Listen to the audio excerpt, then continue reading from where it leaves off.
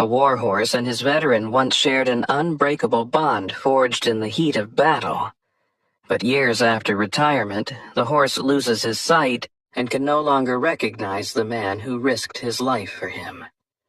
What happens next is a story of courage, love, and the power of unspoken connection that will leave you in tears.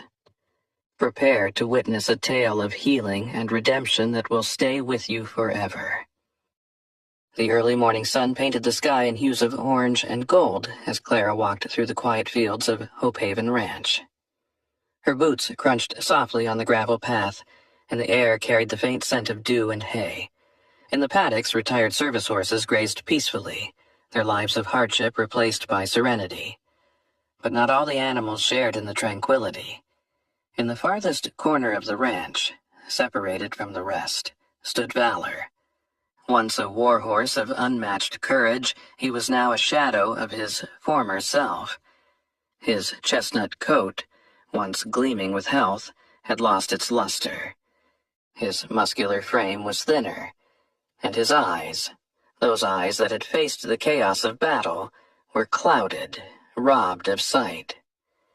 Valor stood motionless, his head low and ears flicking faintly at distant sounds, his body a statue of defeat. Clara sighed as she leaned on the fence, watching him. "He hasn't let anyone near him in weeks," she muttered to herself. Her voice held equal parts frustration and heartbreak. The horse handlers at the ranch had tried everything to reach him, but Valor seemed locked in his own world, unresponsive to their efforts. It was as if without his sight he had given up. Her thoughts were interrupted by the approach of the ranch manager, Paul, holding a letter in his hand. "Clara," he said, handing it to her. "This came yesterday. I think it's our last shot." Clara unfolded the letter, her eyes scanning the words quickly. It was from a man named Captain Ethan Cross, Valor's former rider. The letter was brief but clear. "I'm coming. He saved my life countless times. Now it's my turn to save his." Ethan Cross sat in his modest living room, the morning light filtering through the curtains as he prepared for the trip. On the table in front of him was a framed photograph, a younger version of himself in military uniform, standing beside a proud and strong Valor. The horse's mane was braided for ceremony, his chestnut coat shining in the sun. Ethan smiled bitterly at the memory, his fingers tracing the edge of the frame. "Time wasn't kind to either of us, was it, boy?" he murmured to the empty room.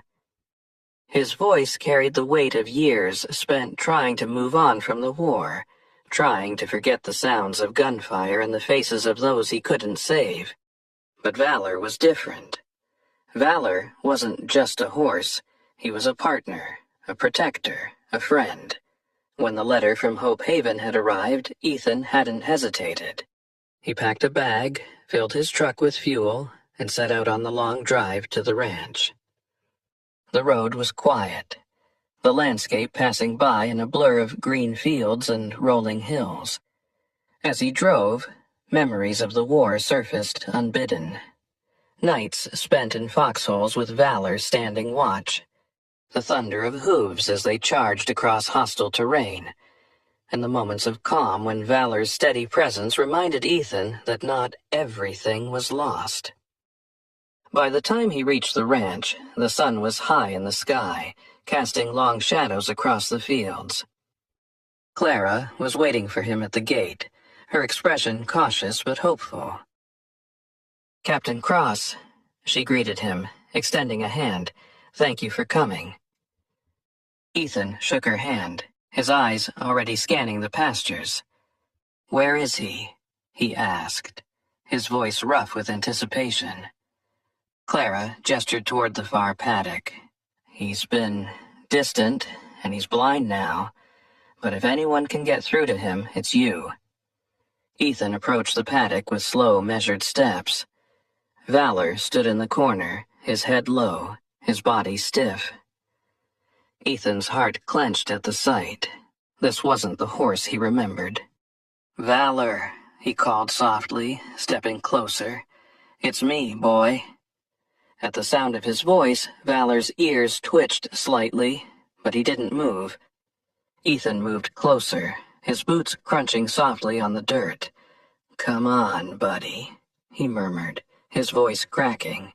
"It's me." But as Ethan extended a hand, Valor stiffened and took a hesitant step back, his body tense and wary. The rejection hit Ethan like a punch to the gut. Clara placed a gentle hand on his shoulder. "He doesn't recognize you," she said quietly. "Not yet." Ethan clenched his fists, swallowing the lump in his throat. "I'm not leaving until he does."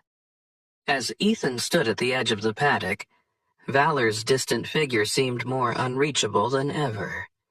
Could the bond they once shared survive the blindness and years of separation? The first light of dawn spilled over the Hope Haven ranch, casting long shadows across the paddocks. Ethan hadn't slept much that night. He sat on the porch of the guest cabin, sipping coffee and staring at the far paddock where Valor stood. The horse's silhouette was barely visible in the soft morning haze, but Ethan's mind was filled with memories of a time when Valor was vibrant and unstoppable. Clara joined him, holding a clipboard and a steaming mug of tea. "Morning," she said softly, breaking the silence. "Rough night?" Ethan nodded, his jaw tight. "He doesn't even know I'm here," he muttered, his voice tinged with frustration. "It's like everything we went through didn't matter." Clara placed the clipboard on the porch railing and sat beside him. "It's not that it didn't matter," she said. "It's that he's been through so much since then. Horses don't think like we do, but they feel, and he's probably felt a lot of fear and loss." Ethan took a deep breath, running a hand through his hair. "So, what do I do? Just wait?" Clara shook her head. "No, you rebuild slowly. Start with the basics. Let him hear your voice, smell your scent, show him you're here, and you're not going anywhere." Determined, Ethan spent the day near the paddock, giving Valor space but ensuring his presence was known. He spoke to the horse often, his voice low and steady. "You remember the desert, don't you?" he said at one point. Leaning against the fence, "Those long nights when it was just you and me. I trusted you with my life, and you trusted me with yours." Valor's ears twitched faintly, a sign that he was listening, but the horse didn't move from his corner. Ethan sighed, his heart heavy with doubt. How could he break through to the animal that had once been his closest companion? Clara suggested small gestures, offering treats, spending quiet time near Valor without expecting anything in return. Ethan followed her advice, bringing apples and carrots to the paddock every day. At first, Valor ignored the offerings, but after a few days, he began to inch closer, his nostrils flaring as he caught the scent of the treats. One afternoon, as Ethan sat cross-legged in the grass just outside the paddock, Valor took a hesitant step toward him. Ethan froze, not wanting to spook the horse. "That's it, boy," he murmured. "Take your time." Valor stopped a few feet away, his head lowering slightly as he sniffed the air. Then, with deliberate slowness, he reached out and nudged the apple in Ethan's hand. Ethan's heart swelled as he held still, allowing Valor to take the fruit. The breakthrough was small, but it gave Ethan hope. Over the next week, he continued to build trust with Valor, spending hours by the paddock fence and occasionally venturing inside. Valor's posture began to change. He stood taller, his ears perked up more often, and he seemed less withdrawn. One evening, Ethan brought a soft brush to the paddock. He approached Valor cautiously, speaking to him in a soothing tone. "You always loved being groomed after a long ride," he said, holding out the brush. Valor hesitated, but didn't move away as Ethan ran the bristles gently over his coat. As the brush moved over Valor's flank, Ethan felt the tension in the horse's body ease. He worked carefully, avoiding the sensitive areas, and spoke softly about their shared past. "You were my rock out there, you know," he said. "You never let me down." For the first time since his arrival, Ethan felt a glimmer of connection.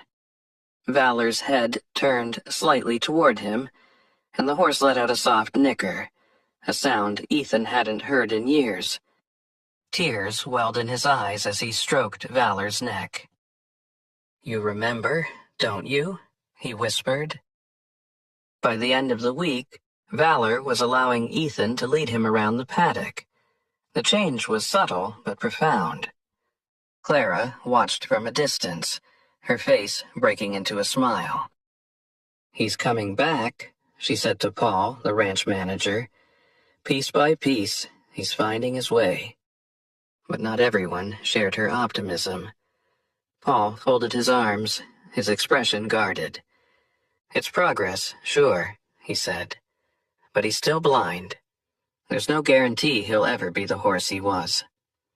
Clara's smile faded, but she said nothing. Deep down, she knew Paul was right. Valor's physical scars were permanent, and the bond Ethan was rebuilding wouldn't erase the challenges ahead.